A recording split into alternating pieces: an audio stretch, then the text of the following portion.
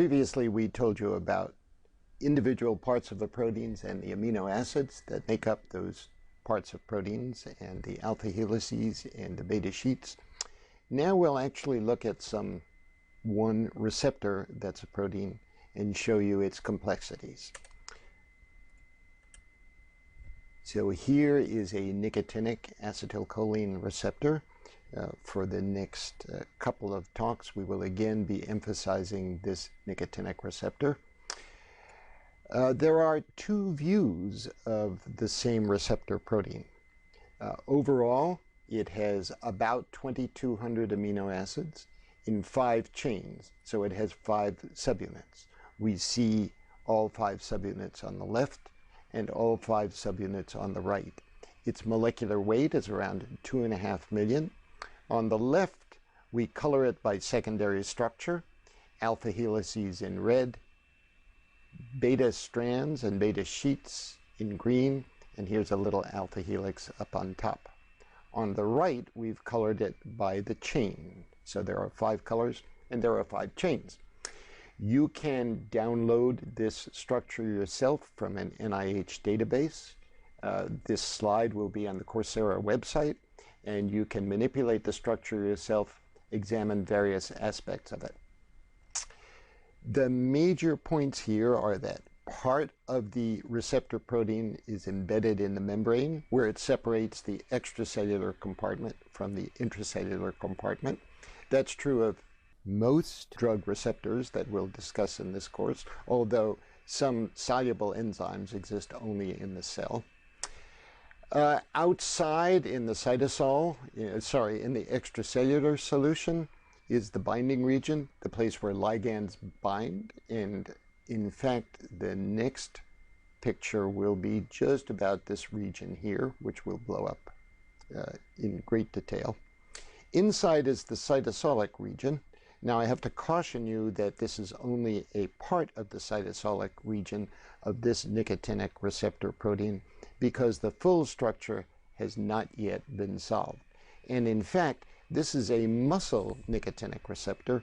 We don't yet have comparable structures for brain nicotinic receptors, but they're going to be appearing in the next months and years. So I think we have discussed all of this. Let's zoom in on a schematic of the interface between 2 of those subunits. Most of the binding of the ligand is done to an alpha subunit. There are 2 alpha subunits in this pentamer, in this 5 subunit structure. There are alpha subunits and there are non-alpha subunits.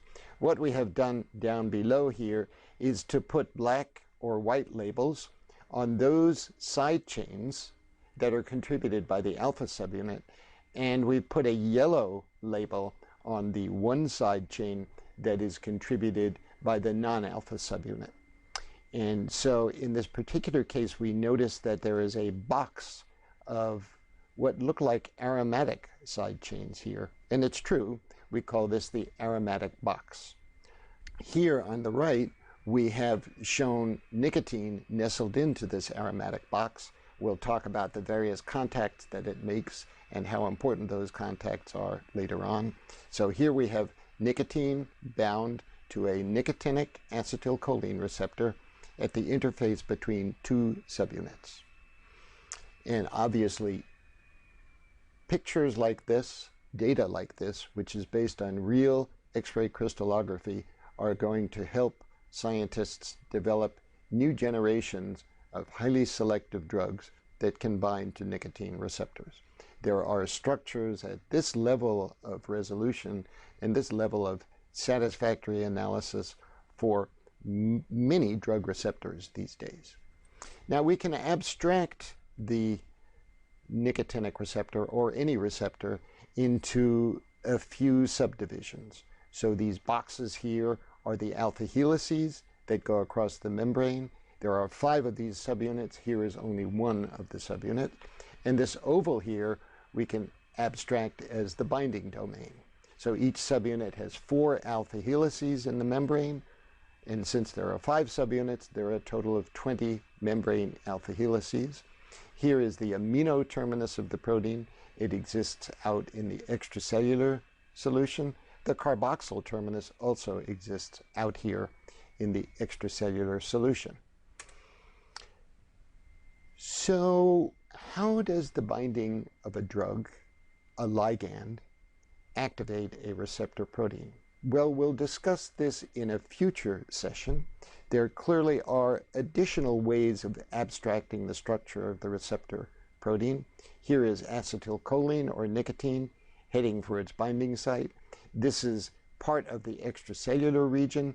This is part of the transmembrane region where we see the 4 alpha helices. We can abbreviate the entire sequence of a protein in a linear fashion. Here is the ligand binding region. Here are the 4 transmembrane domains. Here's the large intracellular part whose structure we do not yet know. And importantly for this slide, we can also abstract the receptor protein as some functional domains. So this is one of the 5 chains. This is another of the 5 chains. We're showing only 2 of those 5 chains. And we're showing where acetylcholine, the natural transmitter, or nicotine, the drug, might bind. And the key point here, the most important point about this picture, is that there seems to be a signal, a conformational change that's propagated from the place where the ligand binds to another region of the protein, the channel. And I'll tell you more in later sessions about how this part of the receptor might move and how it makes a space for sodium and potassium to flow through it. But the key here is that most receptors are allosteric proteins. It comes from the words for Greek for other and body. So an allosteric protein binds a ligand at one site, and this affects the function of a different site within the same protein. And this is a key concept in all of modern protein chemistry. Importantly, we're looking at a distance scale here of about 100 angstroms or 10 nanometers.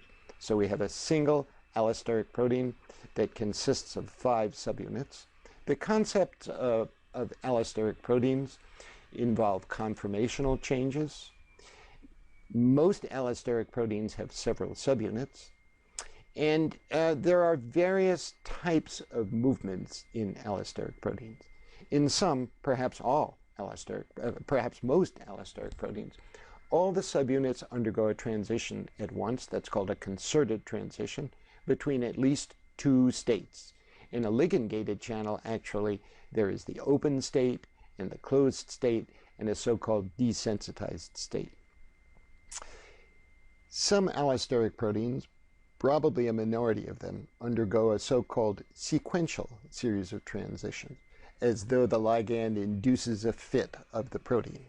The subunits might transition independently from one state to another. We might have a more general term for allosteric proteins as shape-shifting proteins, and that would encompass both concerted transitions and sequential transitions. Well, these concepts are being refined and they're being complicated as we obtain atomic scale structural information about receptor proteins in their various functional states.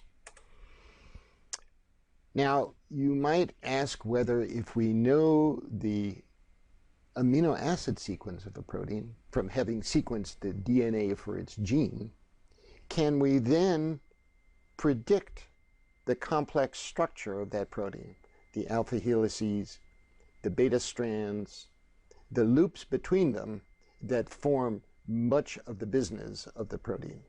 The answer is no. We cannot yet go from the amino acid sequence, which is pretty easy to get by sequencing the DNA, to the 3-dimensional structure of a protein.